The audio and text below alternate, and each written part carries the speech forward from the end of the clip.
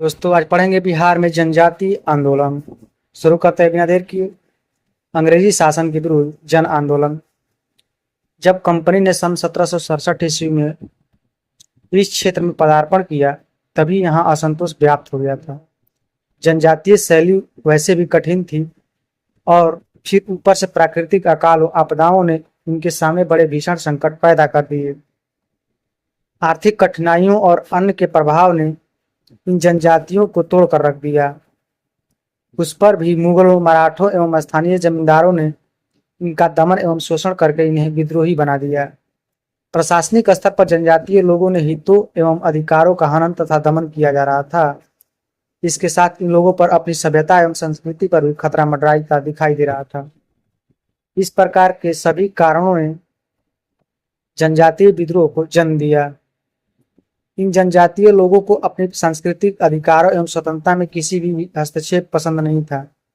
अंग्रेजों के साथ आई उनकी दुरूह संस्कृति ही भारतीयों को पसंद नहीं थी, तो फिर जनजातीय लोग इसे कैसे सहन करते। अंग्रेजों के आने से जनजातीय लोगों को अपनी पहचान व स्वतंत्रता खतरे में पड़ती दिखाई दे रही। 17वीं शताब्दी के अंत में जनजातीय विद्रोह शुरू हो गए थे, जबकि अंग्रेज वहां केवल 2 दशक पहले ही आए थे।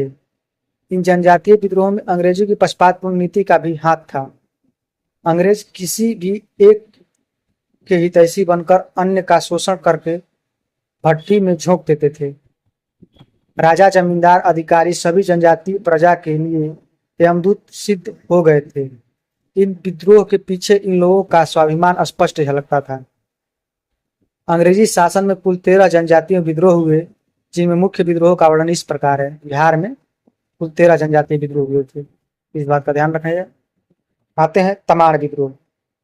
1771 में अंग्रेजों ने छोटा नागपुर पठार पर अपना अधिकार जमा लिया था और वहां के राजाओं और जमींदारों को कंपनी का संरक्षण मिल चुका था, जिससे इन लोगों को प्रजा का शोषण की छूट मिल गई थी। जमींदारों ने किसानों की जमीनें हड़पनी शुरू कर दी थी। इस शोषण नीति ने उरांव जनजाति के लोगों में विद्रोह की आग भड़का दी। किस जनजाति के लोगों में? उरांव जनजाति के लोगों में। इस जनजाति ने सन 1789 में अपने विद्रोही तेवर दिखाने शुरू किए और जमींदारों पर टूट पड़ी। सन 1794 तक जनजातियों ने सन 1789 में अपने विद्रोह दिखाने शुरू कर दिए थे और 94 तक इन विद्रोहियों ने जमींदारों को इतना भयभीत कर दिया था कि इन्होंने अंग्रेजी सरकार से अपनी रक्षा करने की गुहार लगाई। कौन? जमींदारों ने। अंग्रेजों ने परिस्थितियों को भांपा और पूरी शक्ति से विद्रोह कुचल दिया। इससे कई व्यवस्थाओं का सूत्रपात हुआ और कुछ समय तक शांति बनी रही। जब दोबारा इनकी जमीन को हड़पा जाने लगा तो यह विद्रोह व्यापक हो गया। बातें हैं चेरो विद्रोह। तो कुल मिलाकर यह विद्रोह कब शुरू हुआ? 1789 में और 1794 तक चला। तमाड़ विद्रोह किस जनजाति के विरुद्ध हुआ? उरांव जनजाति ने किया था। ठीक है, अब आते हैं चेरो विद्रोह। यह आंदोलन सन 1880 ईस्वी में चेरो किसानों ने अपने राजा के विरुद्ध शुरू किया था। यह विद्रोह तब अंग्रेजों की पक्षपातपूर्ण नीति के विरोध में हुआ था, जब अंग्रेज कंपनी ने कूटनीति से जयनाथ सिंह को अपदस्थ कर दिया और इसके स्थान पर गोपाल राय को राजा बना दिया। कुछ समय बाद गोपाल राय कुछ विद्रोही चेरो सरदारों के साथ मिल गया, जिससे अंग्रेजी रुष्ट हो गए। अंग्रेजों ने गोपाल राय को बंदी बनाकर पटना जेल में डाल दिया। इसके बाद अंग्रेजों ने चूड़ामन को वहां का राजा बना दिया। चूड़ामन राय कोई भी कार्य अंग्रेजों की सलाह से ही करता था और इससे जनजातीय हित प्रभावित होते थे। इससे लोगों में असंतोष व्याप्त हो गया और चेरो सरदार भूषण सिंह के नेतृत्व में खुला विद्रोह शुरू हो गया था। चूड़ामन राय ने अंग्रेजों से मदद की गुहार लगाई और इस विद्रोही दल पर टूट पड़ा। कर्नल जोन्स ने इस विद्रोह को कुचलने का हर संभव प्रयास किया, लेकिन उसे अपेक्षित सफलता नहीं मिली। 2 वर्ष तक चेरो विद्रोह अंग्रेजों और चूड़ामन राय को छकाते रहे। अंततः भूषण सिंह को गिरफ्तार कर लिया गया। सन 1802 ईस्वी में विद्रोह चेरो नेता को फांसी दे दी गई। इसके बाद यह विद्रोह धीरे धीरे समाप्त हो गया। तो कब तक चला? 1802 तक चला था, 1800 ईस्वी से लेकर के। कौन जनजाति थी? चेरो जनजाति थी। चेरो विद्रोह चेरो जनजाति द्वारा किया गया था, चूड़ामन को राजा बनाए जाने के कारण। बागते हैं हो विद्रोह। यह विद्रोह 1821-22 में छोटा नागपुर के हो लोगों ने श्रीभूम के राजा जगन्नाथ सिंह के विरुद्ध किया। जगन्नाथ सिंह के प्रति हो लोग तटस्थ थे और इनका किसी भी कोई झगड़ा नहीं था।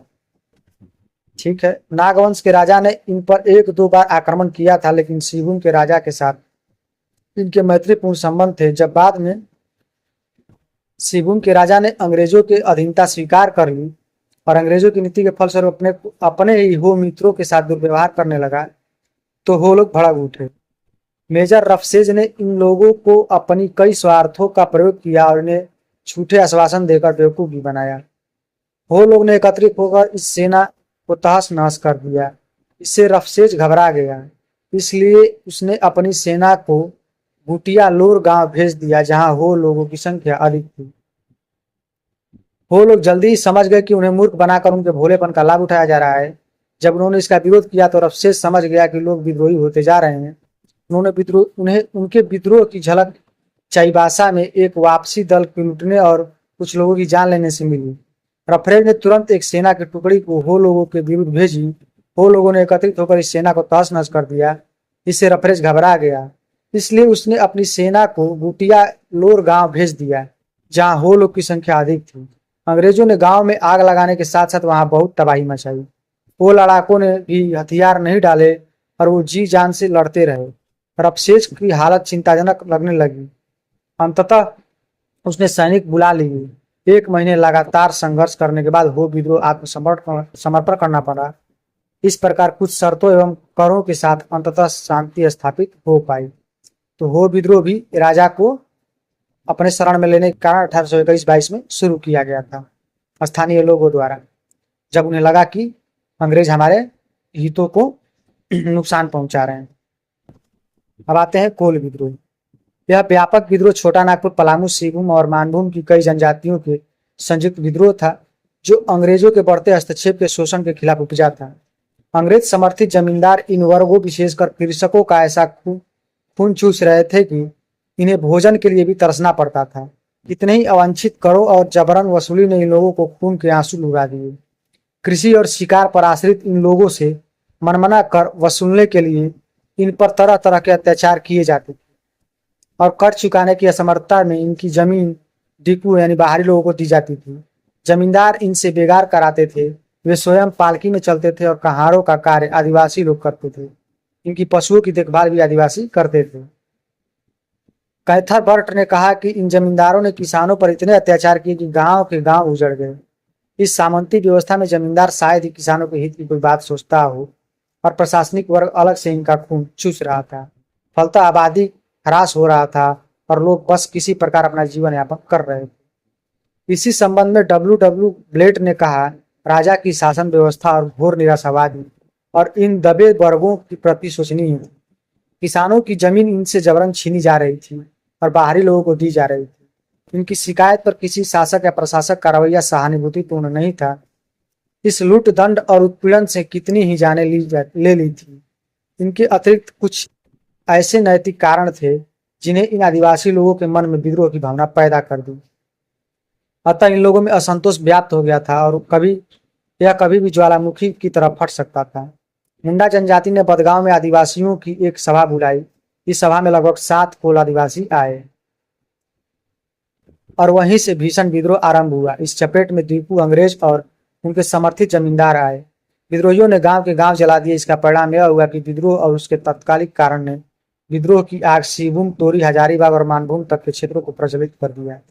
उनके इस विद्रोह में लगभग 1000 लोग मारे गए। इस व्यापक विद्रोह को दबाने के लिए अंग्रेज सरकार ने रामगढ़ में सेना एकत्रित की और बाहर से सेना बुलाई गई। विद्रोहियों का नेतृत्व बुद्धो भगत सिंह राय और सूर्य मुंडा कर रहे थे। अंग्रेजी सेना के कमान कैप्टन विलिंगसन के हाथों में थी। जब अंग्रेज सेना विद्रोह को सामना हुआ तो बहुत जनधन की हानि हुई। बुद्धू भगत अपने 150 सहयोगियों के साथ मारा गया। यह विद्रोह लगभग 5 साल चला, जिसमें मरने वाले विद्रोहियों की संख्या अधिक रही। तब कंपनी को भी इसकी चिंता हुई। कंपनी ने विद्रोह के कारणों की जांच पड़ताल की और झारखंड के शासन व्यवस्था में आमूलचूल परिवर्तन किए। बेहतर न्याय व्यवस्था, पारदर्शी प्रणाली के गठन की आवश्यकता महसूस हुई। उस समय तक झारखंड में अंग्रेजों ने बंगाल के ही सामान्य नियम लागू कर रखे थे, लेकिन जटिलता को देखकर कंपनी ने रेगुलेशन 13 नाम से सामान्य नियम लागू किए। लेकिन अब परिस्थितियां की जटिलता को देखकर कंपनी ने रेगुलेशन का नाम बनाया, जिसके अंतर्गत रामगढ़ जिले को विभाजित किया गया। एक और अलग नया प्रशासनिक क्षेत्र का गठन किया गया जिसे जंगल महाल और ट्रिब्यूटरी महाल के साथ साथ नॉन रेगुलेशन प्रांत बनाया गया। इस प्रशासनिक क्षेत्र में जनरल के प्रथम एजेंट के रूप में गवर्नर के अधीन लाया गया था। इन व्यवस्थाओं के विलिंगडन को पहला गवर्नर बनाया गया, जो पहले सेना में कैप्टन था और इस विद्रोह के दमन के लिए भेजा गया। कोल विद्रोह झारखंड के इतिहास में महत्वपूर्ण स्थान रखता है, क्योंकि इसने अनेक दूरगामी परिणाम हुए। इसी विद्रोह ने प्रशासनिक व्यवस्था में सुधार की नींव रखी। भूमिज विद्रोह। भूमिज विद्रोह को गंगा नारायण हंगामा भी कहा जाता है। यह विद्रोह जनजातीय जमींदारों और जनजातीय लोगों का संयुक्त विद्रोह था, जिसकी अगुवाई बाड़ाभूमि के राजा बोलाक नारायण के पोते गंगा नारायण ने की थी। इस विद्रोह के पीछे कुछ राजनीतिक कारण थे, साथ ही मूल रूप से यह विद्रोह आदिवासी उत्पीड़न से उपजा था। बाड़ाभूमि की जागीर को गंगा नारायण से उसके भाई माधव सिंह ने हड़पने का षड्यंत्र रचा था। माधव सिंह दीवान था, उसने जनता का बहुत शोषण किया था। जब गंगा नारायण ने उसका विरोध किया तो वह कंपनी सेना की शरण में जा पहुंचा। गंगा नारायण ने भी हालात की गंभीरता को समझा और उसने इन जमींदारों से संपर्क किया जो अंग्रेजी व्यवस्था से त्रस्त थे। उनके साथ गंगा नारायण को जनजातीय लोगों का भी समर्थन मिला, क्योंकि आदिवासी लोग भी इस व्यवस्था से बहुत निराश थे। कोल और हो जाति के लोगों तो बुरी तरह से नाराज थे। इस प्रकार गंगा नारायण के नेतृत्व में एक संयुक्त विद्रोह की भूमिका बनी, जिसमें जनजातीय लोगों की भूमिका रही। सन 1832 में जब कोल विद्रोह को दबाने का प्रयास चल रहे थे, उसी दौरान गंगा नारायण ने भी अपने विद्रोही गुट के साथ विद्रोह का बिगुल बजा दिया। इस विद्रोह को अंग्रेजों ने भूमिज विद्रोह की संज्ञा दी। शीघ्र ही विद्रोह ने व्यापक रूप ले लिया और कंपनी सेना इन विद्रोहों को दबाने के लिए लेफ्टिनेंट बैंडल और टीमर के नेतृत्व में निकल पड़ी। खरसावां का ठाकुर अंग्रेज की ओर से लड़ा। इस लड़ाई में गंगा नारायण मारा गया और खरसावां के ठाकुर ने उसका सिर काटकर कैप्टन विलिंगडन को बाहर में भेज दिया। विद्रोह का दमन हो चुका था, लेकिन विलिंगडन को इस विद्रोह ने कुछ और सोचने पर मजबूर कर दिया। उसने अपने वरिष्ठ अधिकारियों की वस्तुस्थिति समझाकर उनसे परामर्श किया और जंगल महाल में प्रशासकीय परिवर्तन की आवश्यकता बताई। रेगुलेशन 13 के अंतर्गत जंगल महाल जिले को स्थापित कर इसकी दीवानी अदालत बंद कर दी गई। नई गठन नीति लागू हुई, जिसमें शेरगढ़, विष्णुपुर और सोन पहाड़ी को वर्धमान में शामिल कर दिया गया तथा शेष भाग को मिलाकर मानभूम को जिला बना दिया गया। इस जिले में झालदा, धनबाद, शिवपुर, रायपुर, अंबिकानगर, बाड़ाभूम और श्याम सुंदरपुर सहित कई मुख्य क्षेत्र को शामिल किया गया। परिवर्तन की आवश्यकता बताई। ठीक है, यहां तक हो गया था। इसका तत्कालिक मुख्य कारण कहाँ है, बना दिया गया। इस प्रकार भूमि विद्रोह भी प्रशासनिक व्यवस्था में सुधार का एक कारण बना। अंग्रेज अधिकारी जान गए थे कि आदिवासी लोग को न्याय व्यवस्था की पारदर्शिता न मिलना और उनका किसी प्रकार भी उत्पीड़न रोज नए विद्रोह को जन्म देने का कारण थे।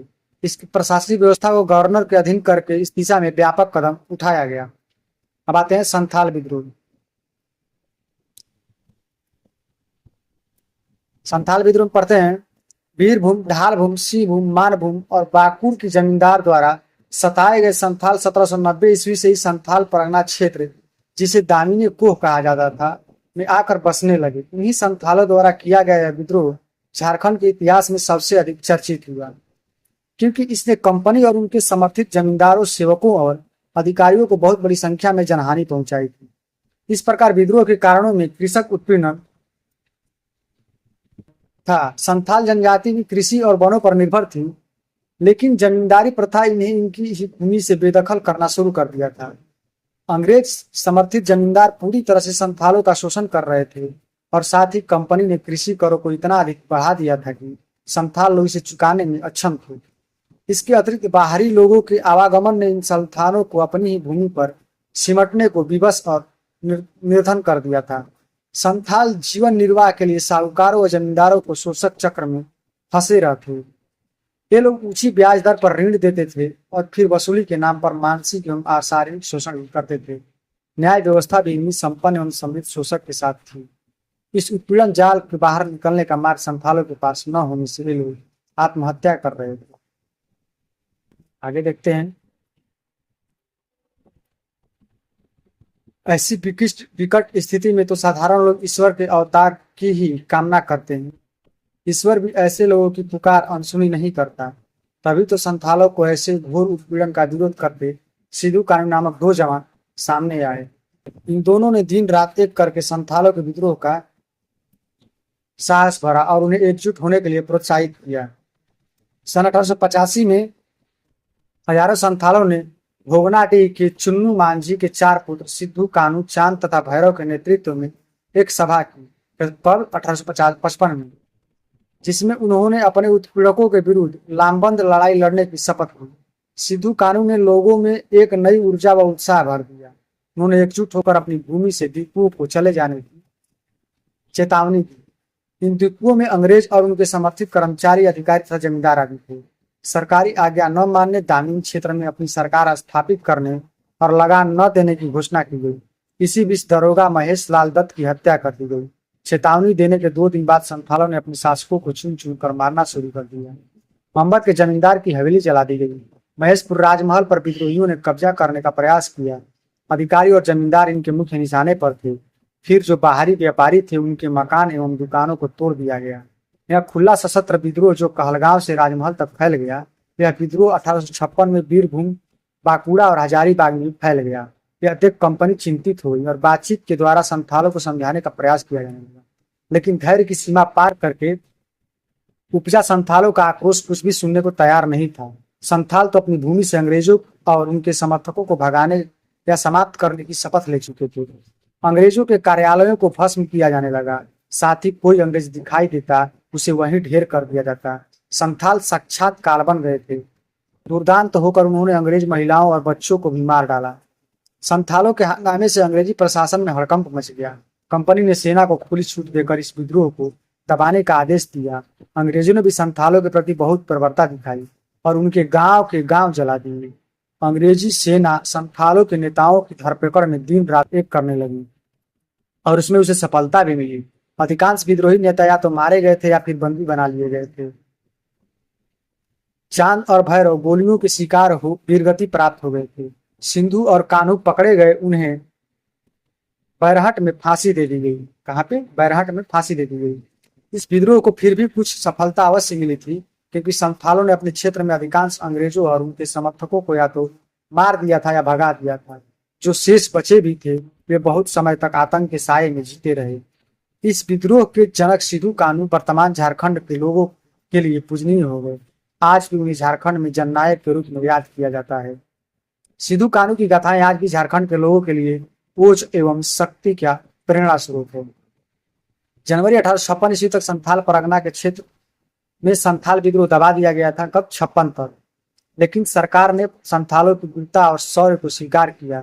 सरकार को प्रशासनिक परिवर्तन की अनिवार्यता स्वीकार करनी पड़ी।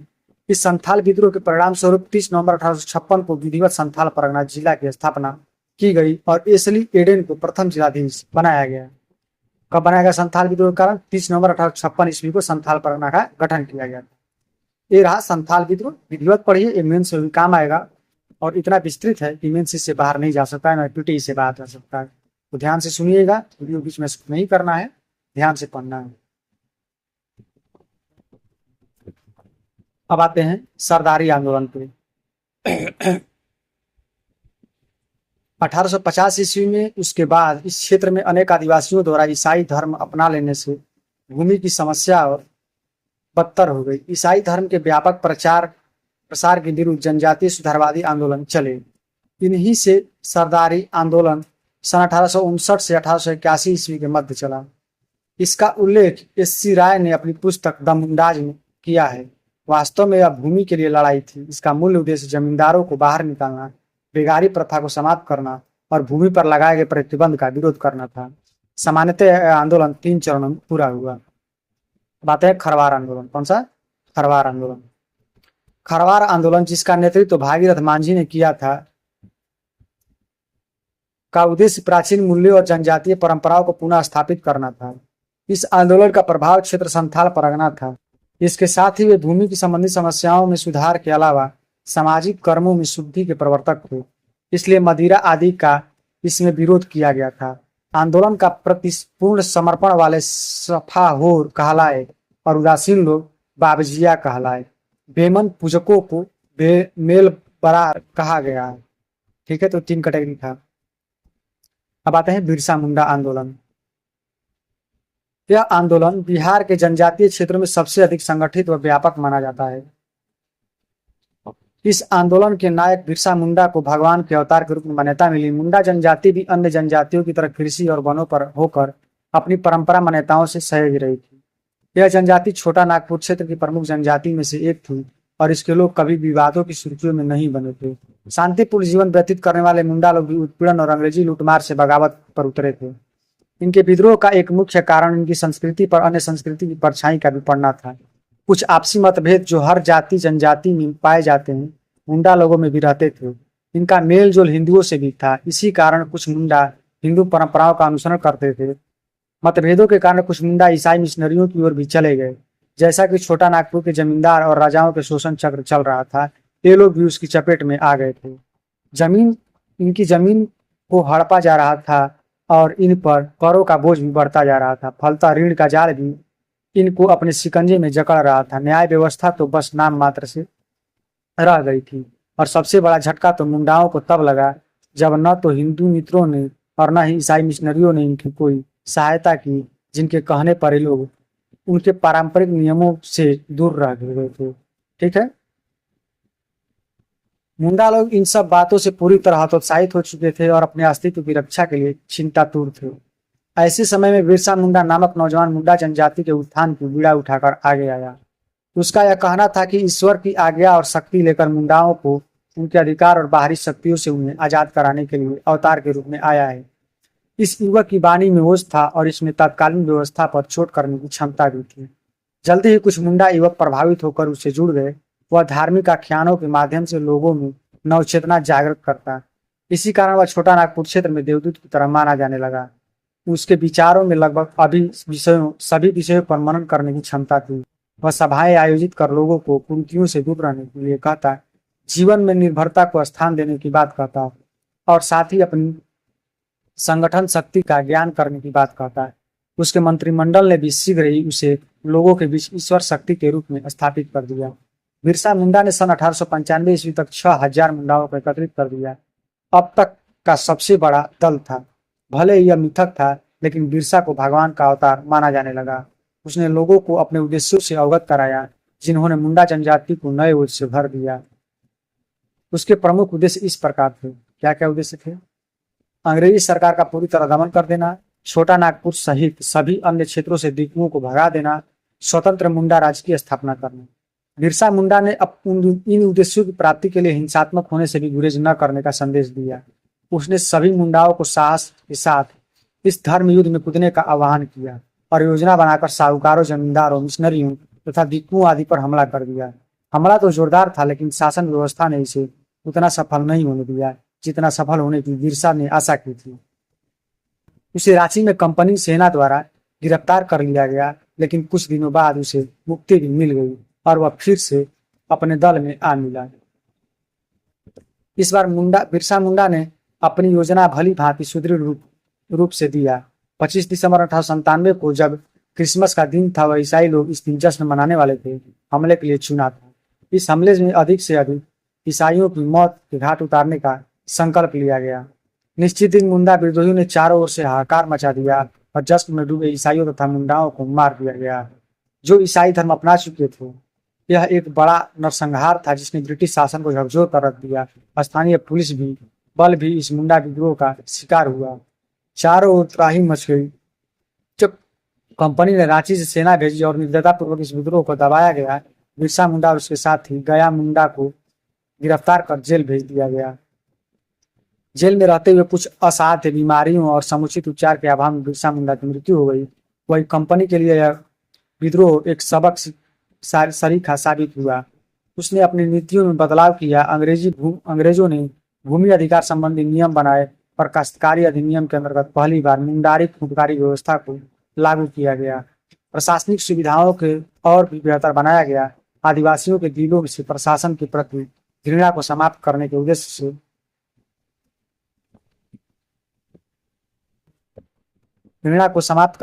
से सन 1908 में गुमला अनुमंडल बनाया गया, जबकि खूंटी को सन 1905 ईस्वी में अनुमंडल बना दिया गया था।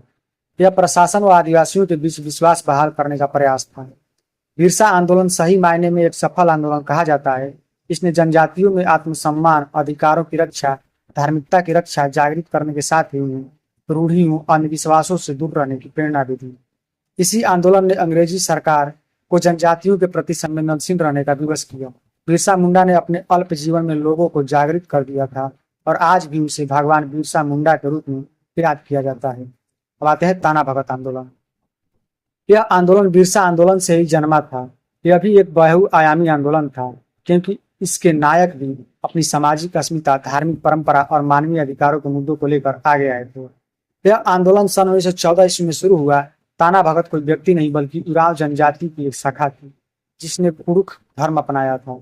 इन लोगों की स्थिति अत्यंत दयनीय थी। इनसे अधिकांश श्रम वाले कार्य ही कराए जाते थे। सुबह से शाम तक भवन, सड़क आदि निर्माण कार्यों में लगे लोग ईंट पत्थर ढोते रहते और मजदूरी के नाम पर इन्हें कुछ विशेष नहीं मिलता था। एक प्रकार से इन्हें खच्चरों की भांति प्रयोग किया जाता था। इस आंदोलन के नायक के नाम पर जतरा भगत नामक नौजवान को मान्यता मिली, जो अलौकिक सिद्धियों में रत रहता था।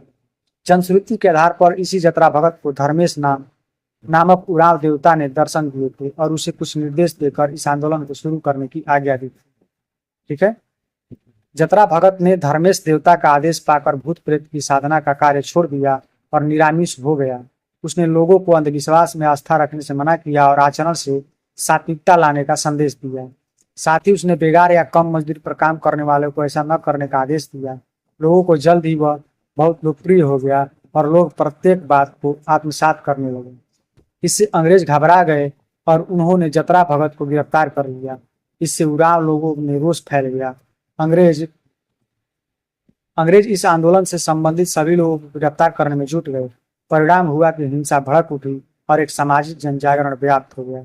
अंग्रेज ने बड़ी क्रूरता से इस आंदोलन को दबा दिया, फिर भी यह आंदोलन सामाजिक चेतना जगाने में सफल रहा। इस प्रकार अंग्रेजों के विरुद्ध हुए जनजातीय विद्रोहों ने कुछ हद तक बिहार के दबे कुचले लोगों को उनके अधिकार दिलाने में महत्वपूर्ण भूमिका निभाई। इन आंदोलनों में आक्रामकता, बर्बरता, आक्रोश, शक्ति संगठन और नीतिगत कारण जैसे वे सभी तत्व मौजूद थे जो विद्रोह को जन्म देते हैं। बिहार की तत्कालीन स्थिति दयनीय थी और विडंबना यह थी कि प्राकृतिक रूप से संपन्न यह क्षेत्र का शोषण दोहन करने पहुंचे बाहरी लोगों ने यहाँ की मूल जनजातियों को लगभग बेदखल कर दिया था।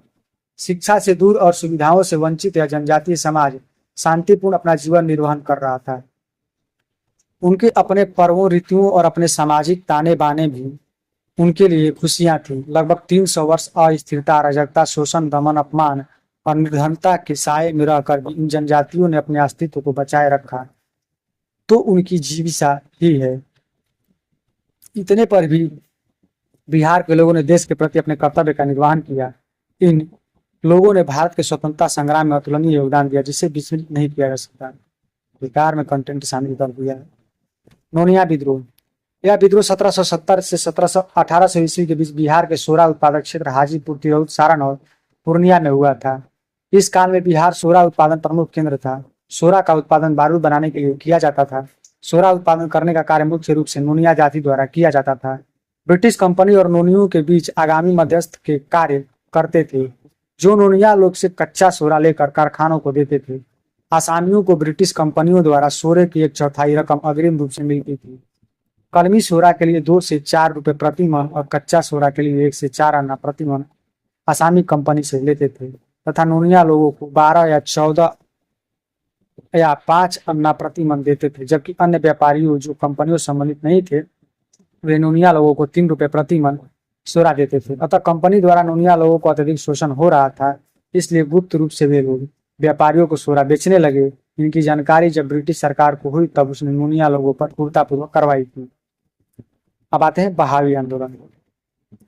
अंग्रेजी शासन के विरुद्ध भारतीय जन आंदोलन के बहावी आंदोलन का महत्वपूर्ण स्थान रहा है। इस आंदोलन के प्रवर्तक औरंगजेब अब्दुल बहाव थे। इन्होंने मुस्लिम समाज में व्याप्त कुरीतियों को दूर करने के उद्देश्य से इस आंदोलन को आरंभ किया। भारत में इस आंदोलन का नेतृत्व उत्तर प्रदेश के सैयद अहमद बरेलवी थे। इनका जन्म 1776 ईस्वी में उत्तर प्रदेश के रायबरेली में हुआ था। इन्होंने भारत में मुस्लिम साम्राज्य के पतन के लिए ब्रिटिश शासन को जिम्मेदार बना। अंग्रेजों द्वारा अधिकृत भारत को दार उल हरब कहा और उसको समाप्त करके दार उल इस्लाम को स्थापित करने की शपथ ली। इन्होंने पश्चिमोत्तर सीमांत के कबीलाई अफगानों की सहायता से सीतना में एक स्वतंत्र राज्य का गठन किया। 1821 ईस्वी में अहमद बरेलवी ने पटना का दौरा किया, जहां विलायत अली, इनायत अली, मोहम्मद हुसैन, फरहात हुसैन आदि लोग उसके संपर्क में आए तथा पटना के बहावी आंदोलन के मुख्य रूप में स्थापित किया। प्रारंभ में बहावी आंदोलन एक धार्मिक आंदोलन था, जिसने बाद में आर्थिक एवं राजनीतिक रूप धारण कर लिया। यह आंदोलन अंग्रेजी शासन के खिलाफ भारतीय स्वाधीनता संग्राम और लहरे साहबों, जमींदारों एवं साहूकारों के बीच संघर्ष के रूप में परिवर्तित हो गया। पंजाब में मुसलमानों, कृषकों ने सिख जमींदारों के खिलाफ विद्रोह किया। सैयद अहमद से प्रेरित होकर टीटू मीर ने धनी हिंदू और मुस्लिम जमींदारों के खिलाफ आंदोलन चलाया। 1853 ईस्वी में अंग्रेजी सेना बहावियों के दमन के लिए सीतना गई, जहां उन्हें पराजय झेलनी पड़ी। 1858 ईस्वी में पुनः अंग्रेजी सेना ने सीतना भेजा गया, जिसने बहावियों को पराजित कर वहां से भगा दिया। पटना में बहावी आंदोलन का नेतृत्व विलायत अली एवं इनायत अली ने किया। इनायत अली ने दक्षिण भारत में हैदराबाद को तथा विलायत अली ने उत्तर पश्चिम में सीतना को अपना केंद्र बनाया। 1844 ईस्वी में विनायत अली अपने 80 अनुयायियों के साथ अफगानिस्तान जा रहे थे, लेकिन लाहौर में इन्हें गिरफ्तार कर पटना भेज दिया गया। 1851-52 में उत्तरी पश्चिमी सीमा प्रांत गए, जहां ब्रिटिश सैनिकों से लड़ते हुए उनकी मृत्यु हो गई। 1857 के विद्रोह में बहावी आंदोलन से जुड़े लोगों ने बढ़ चढ़कर हिस्सा लिया। विलायत अली और इनायत अली की मृत्यु के पश्चात बहावी आंदोलन का नेतृत्व मकसूद मौलवी अब्दुल्ला ने किया। उसने 1861 ईस्वी में मलका को अपना गढ़ बनाया। 1864 ईस्वी में नेविल चैम्बरलिन ने बहावियों के नेता अब्दुल्ला को हराकर पोर्ट ब्लेयर जेल भेज दिया। बहावी आंदोलन के अन्य नेताओं जैसे मुबारक अली, इब्राहिम मंडल, मोहम्मद इस्लाम, आमिर खान आदि को गिरफ्तार कर कठोर आजीवन कारावास की सजा दी गई। 1878-69 आते आते बहावी आंदोलन की ऊर्जा लगभग समाप्त हो गई। आंदोलन शिथिल पड़ गया। इस प्रकार कहा जा सकता है कि बहावी आंदोलन का उदय धार्मिक आंदोलन के रूप में हुआ, लेकिन आगे चलकर राजनीतिक आंदोलन बनकर रह गया। यह भारत में विदेशी शासकों को उखाड़ फेंकने एवं देश में स्वाधीनता बनाने के लिए भारतीयों का विद्रोह था। वस्तुतः यह साम्राज्यवाद के खिलाफ लड़ी जाने वाली लड़ाई थी। अब आते हैं लोटा विद्रोह। 1857 के विद्रोह के पूर्व 1856 ईस्वी मुजफ्फरपुर में अंग्रेजों के प्रति लोगों का गुस्सा बढ़ रहा था। अंग्रेजी शोषण के अत्याचार के कारण लोगों के मन में असंतोष बढ़ता जा रहा था। इसी समय मुजफ्फरपुर की जेल में बंद कैदियों ने विद्रोह कर दिया, जिसे लोटा विद्रोह कहा जाता है। इस समय कैदियों को जेल के अंदर पीतल का लोटा दिया जाता था, लेकिन सरकार ने अचानक निर्णय लिया कि पीतल के स्थान पर मिट्टी का लोटा देना प्रारंभ किया। अतः कैदियों ने इसका विरोध शुरू कर दिया। विद्रोह की जेल से बाहर भी फैलने की आशंका को देखते हुए पुनः कैदियों को पीतल का लोटा देना शुरू कर दिया गया। तो ये था बिहार के जनजातीय आंदोलन, जिसे एक ही वीडियो में शामिल कर लिया गया। इससे पीटी और मेंस इससे बाहर क्वेश्चन नहीं आएंगे, ये मेरी गारंटी है, क्योंकि इस प्रकार से विस्तृत रूप से बताया गया है। इससे बाहर क्वेश्चन नहीं आएगा। वीडियो अच्छा लगे तो लाइक और सब्सक्राइब जरूर कीजिएगा। धन्यवाद।